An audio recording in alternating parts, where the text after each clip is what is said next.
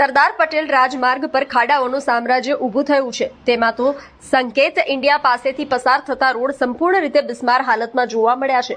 જ્યારે વરસાદી પાણી ભરાય છે ત્યારે આ ખાડા નજરે પડતા નથી, ત્યારે વાહન ચાલકો તે રોડ પરથી પસાર થાય છે, તેમનું વાહન તે ખાડામાં સીધું પટકાય છે અને બીજી તરફ તો બેરીગેડ પણ આડો મૂકી દેવામાં આવ્યો છે। આ ખાડા 1 ફૂટથી 1.5 ફૂટ સુધીના ખાડા પડી ગયા છે। વાહન ચાલકોને પસાર થતી વખતે હાલાકીનો ભોગ બનવું પડે છે।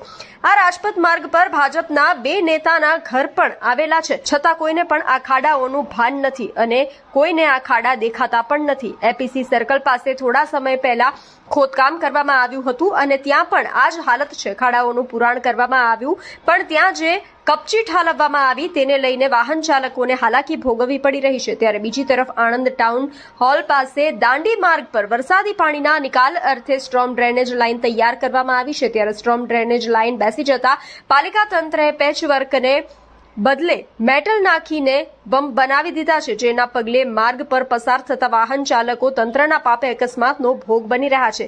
શું આ જ છે આણંદનો વિકાસ? શું તંત્ર આ જ રીતે વિકાસના કાર્યો કરે છે?